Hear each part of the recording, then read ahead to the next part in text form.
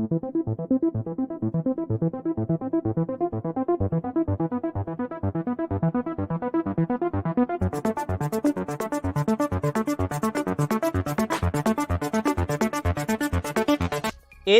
दृष्टि से अंग्रेजी भाषा की उत्पत्ति 5वीं शताब्दी की शुरुआत से इंग्लैंड में बसने वाले एंग्लो सैक्सन लोगों द्वारा लाई गई अनेकों बोलियां वाइकिंग्स हमलावरों की प्राचीन नॉर्स भाषा का अंग्रेजी भाषा पर गहरा प्रभाव पड़ा है।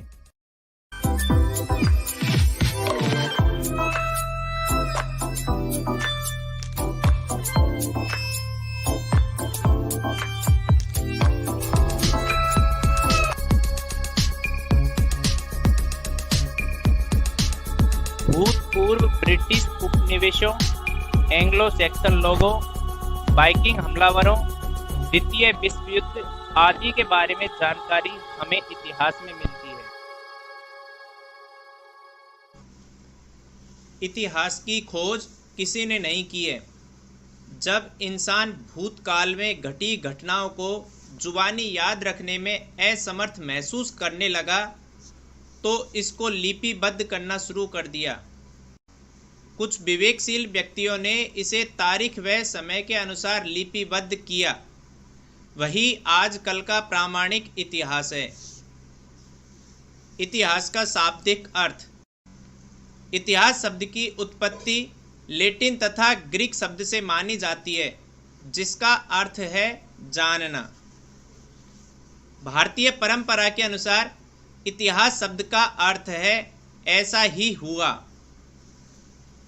इतिहास के अंतर्गत हम जिस विषय का अध्ययन करते हैं उसमें अब तक घटित घटनाओं या उससे संबंध रखने वाली घटनाओं का काल क्रमानुसार वर्णन होता है। इतिहास के मुख्य आधार युग विशेष और घटना स्थल के वे अवशेष हैं जो किसी न किसी रूप में प्राप्त होते हैं। जैसा कि इतिहास समय के साथ होने वाले परिवर्तनों का अध्ययन है और इसमें मानव समाज के सभी पहलू शामिल हैं। राजनीति, सामाजिक, आर्थिक, वैज्ञानिक, तकनीकी, चिकित्सा, सांस्कृतिक, बौद्धिक, धार्मिक और सैन्य विकास सभी इतिहास का हिस्सा है।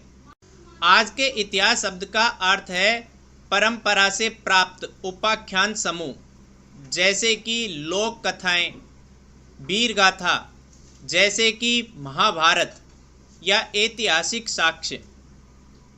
इतिहास का क्षेत्र। इतिहास का क्षेत्र बड़ा व्यापक है। प्रत्येक व्यक्ति, विषय, अन्वेषण, आंदोलन आदि का इतिहास होता है। यहाँ तक कि इतिहास का भी इतिहास होता है। अतएव यह कहा जा सकता है कि दार्शनिक, वैज्ञानिक आदि अन्य दृष्टिकोणों की तरह ऐतिहासिक दृष्टिकोण की अपनी निजी विशेषता है। वह एक विचार शैली है जो प्रारंभिक पुरातन काल से और विशेषतः 17वीं शताब्दी से सभ्य संसार में व्याप्त हो गई। 19वीं सदी से प्राय प्रत्येक विषय के अध्ययन के लिए उसके विकास का ऐतिहासिक ज्ञान आवश्यक समझा जाता है। इतिहास का आरंभ।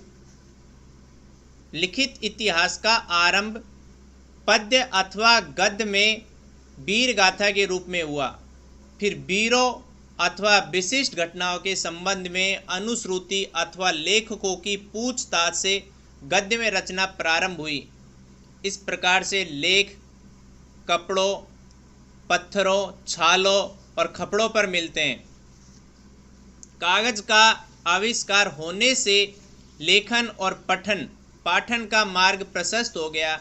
लिखित सामग्री को अन्य प्रकार की सामग्री जैसे खंडर, सब, बर्तन, धातु, अन्न, सिक्के, खिलौने तथा यातायात के साधनों आदि के सहयोग द्वारा ऐतिहासिक ज्ञान का क्षेत्र और कोश बढ़ता चला गया। हेरोडोटस को सबसे पहले रोमन लेखक सीसेरो ने इतिहास का पिता कहा था। इतिहास के पिता की उपाधि अक्सर हेरोडोटस को दी जाती है। जो एक प्राचीन यूनानी इतिहासकार थे और अपनी रचना हिस्ट्रीज के लिए जाने जाते थे। हेरोडोटस को पश्चिमी परंपरा में सबसे शुरुआती इतिहासकारों में से एक माना जाता है, क्योंकि उनके लेखन का उद्देश्य घटनाओं, संस्कृतियों और लोगों का दस्तावेजीकरण करना था। प्राचीनतम सभ्यताएं।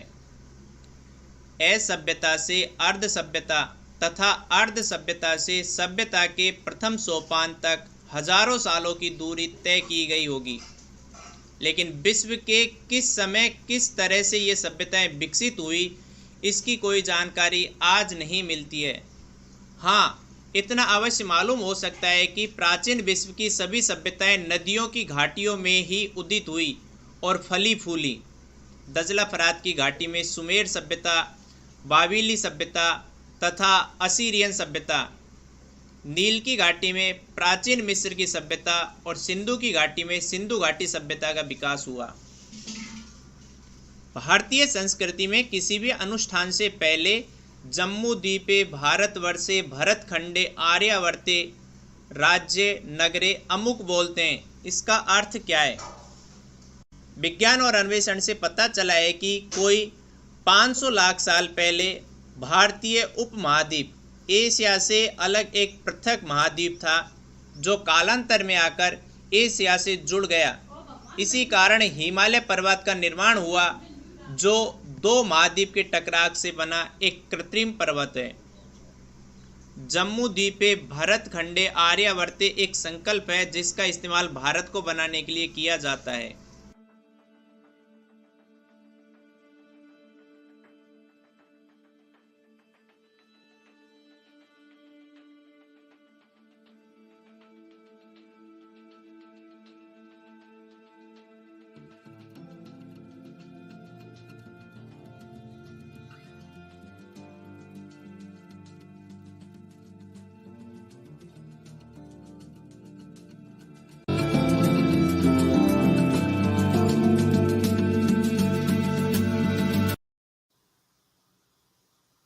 भारत अथवा इंडिया दक्षिण एशियाई परिमंडल का एक बृहद भूखंड है।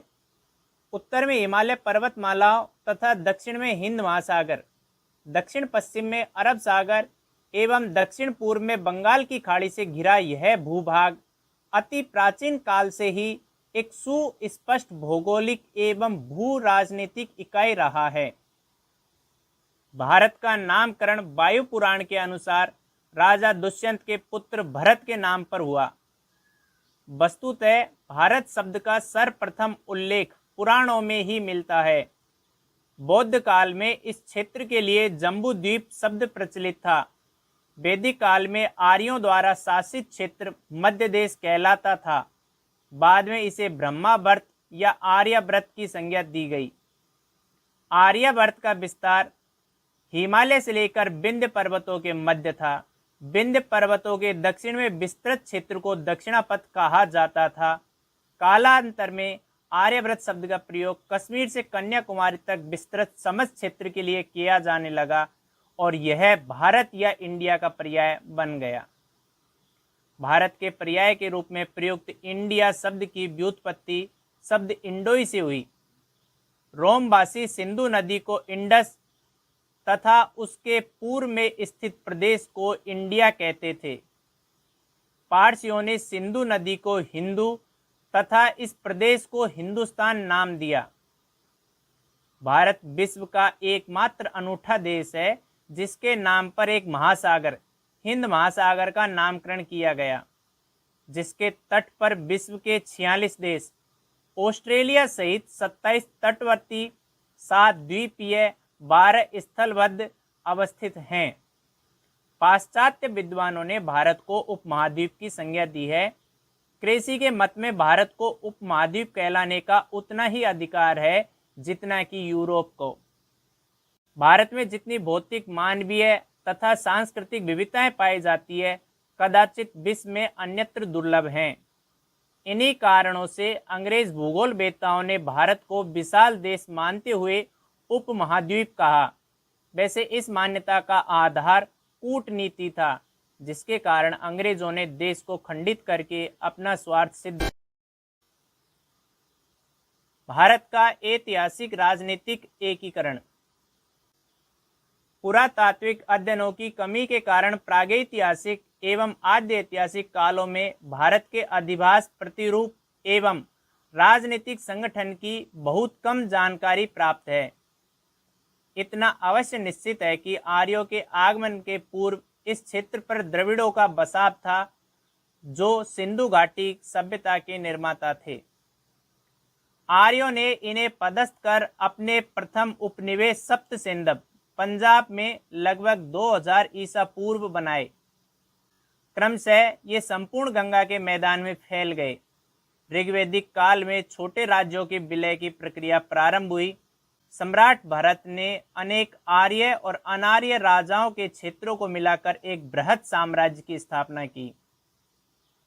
वैदिक काल में भारत का विस्तार पश्चिम में अफगानिस्तान से लेकर पूर्व में म्यांमार तक तथा उत्तर में नेपाल से लेकर दक्षिण में तमिलनाडु तक था। बौद्ध काल 600 ईसा पूर्व में 16 महाजनपद अंग, मगध, काशी, कोसल, बज्जी, मल्ल, वत्स, चेदी, कुरु, पांचाल, सुरसेन, अवांती, असनाक, गांधार एवं कन्नौज प्रसिद्ध थे। कालांतर में उत्तरी भारत में अनेक जनपदों को मिलाकर मगध के विशाल साम्राज्य की स्थापना हुई। भारत में राजनीतिक एकता कायम करने का यह प्रथम प्रयास सफल रहा। सम्राट चंद्रगुप्त मौर्य ने गांधार, सिंध तथा पंजाब को अपने साम्राज्य में मिला लिया। सम्राट अशोक के शासनकाल में मगध साम्राज्य चरम उत्कर्ष पर था, जब सुदूर दक्षिण के कुछ क्षेत्रों चोल, पांड्य एवं ताम्रपाणी शासित को छोड़कर संपूर्ण उपमहाद्वीप मौर्य साम्राज्य के अधीन था। अशोक की मृत्यु के बाद मौर्य साम्राज्य छिन्न छिन्न होकर अनेक छोटे राज्यों में बंट गया, जिससे यूनानी, शक और कुषाणों के आक्रमणों को बल मिला। कनिष्क के शासन काल में पुनः एक बृहद कुषाण साम्राज्य की स्थापना हुई। साम्राज्य के विघटन के साथ पुनः भारत छोटे छोटे राज्यों में टूट गया। 1857 ईस्वी के बाद ब्रिटिश लोग समूचे भारत के वास्तविक शासन बन बैठे।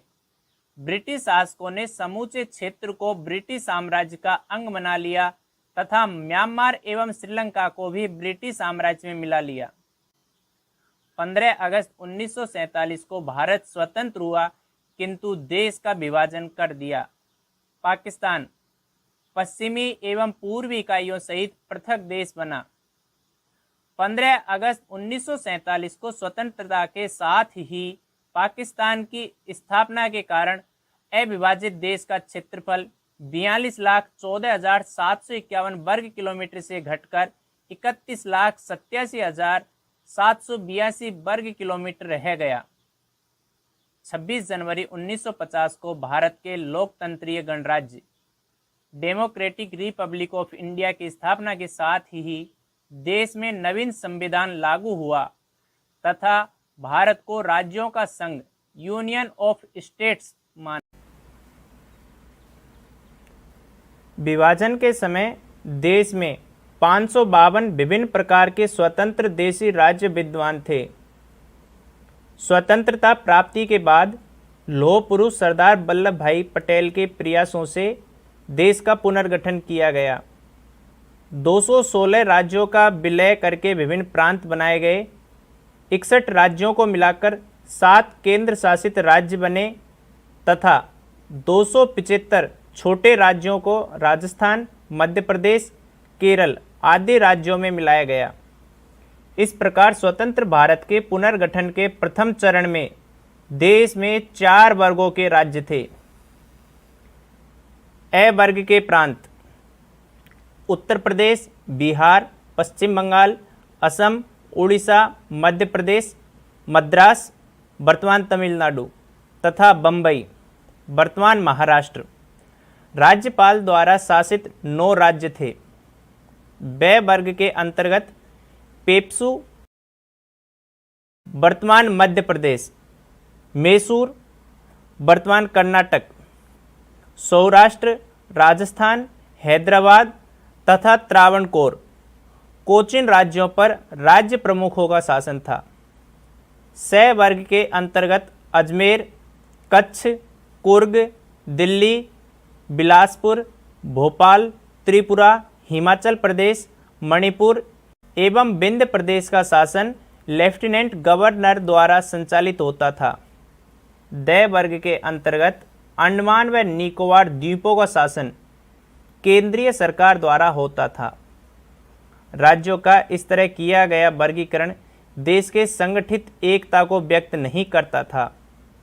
कालांतर में देश में भाषा, संस्कृति एवं भौगोलिक तथ्यों के आधार पर राज्यों का पुनर्गठन किया गया। उसके बाद संविधान के संशोधन विधेयकों द्वारा भी राज्यों का गठन किया गया।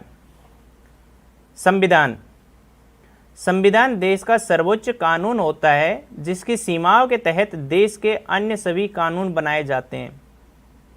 भारतीय संविधान विश्व का सबसे बड़ा लिखित संविधान है। 86वें संविधान संशोधन अधिनियम द्वारा 11वां मूल कर्तव्य जोड़कर 14 वर्ष तक की आयु के बच्चों को शिक्षा के उचित अवसर मुहैया कराने को माता पिता व अभिभावक का मूल कर्तव्य बनाया गया।